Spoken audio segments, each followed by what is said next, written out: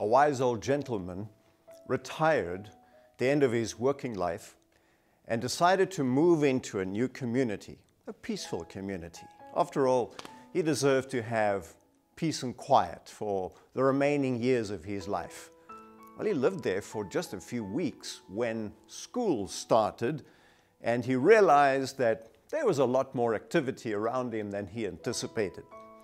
And what happened that very first afternoon after school came out was there were a bunch of young guys walking down his street and banging on all the trash cans, one after the other, from one house to the other.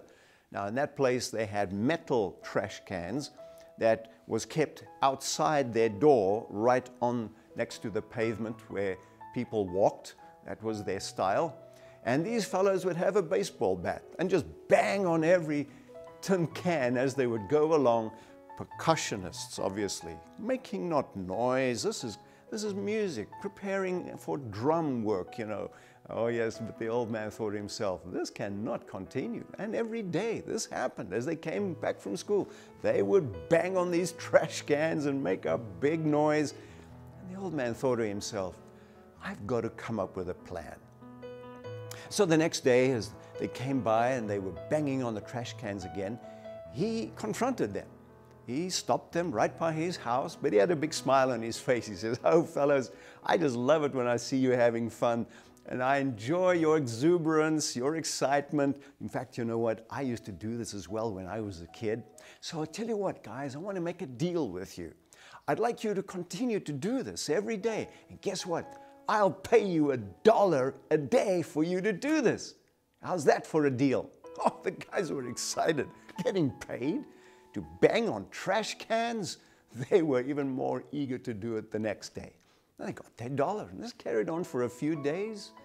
And then the old man came out again, and he stopped them and he says, guys, you know, the recession is kind of rough on me. My income is dropping, so I want you to keep on doing this, but I can only pay you 50 cents a day. Would you guys still do it for me? Well, there was a little bit of grumbling, but okay, they'll do it for 50 cents a day. And so the next day they were banging on the trash cans again and making this bang-up job all in the neighborhood. And that went on for a few days, and then the old man came out once again, and this time he had a kind of a smile on his face, but it was a very sad smile, really. And he said, guys, I got bad news for you. I want you to continue to do this, but I haven't received my Social Security check yet, so I can only pay you 2 cents a day for doing this for me. And that's when the leader of the drummer band piped up and said, what? You think we're going to do this for 2 cents? You must be nuts. We're not going to waste our time just doing it for that. We quit. And then the old man enjoyed peace and quiet in his neighborhood again. Well, you say he's a wise old man. Came up with an original idea. But you know, some of us take a lifetime to figure out how to make peace. Now, the kind of peace that he wanted and that he made was peace in his neighborhood, peace and quiet. But there's a different kind of peace that we have to work on. Do you have some relationships that need peacemaking? Are there situations where troubled relationships require somebody to step in and create an atmosphere of peace?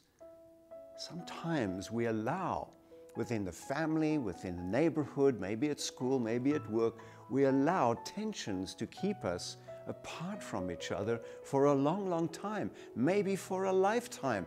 That need not be. That is why Jesus said in Matthew 5, verse 9, that blessed are those who are peacemakers, those who work for peace. There's a special work for us to do to make peace. Another place the Bible says, do the things that promote peace.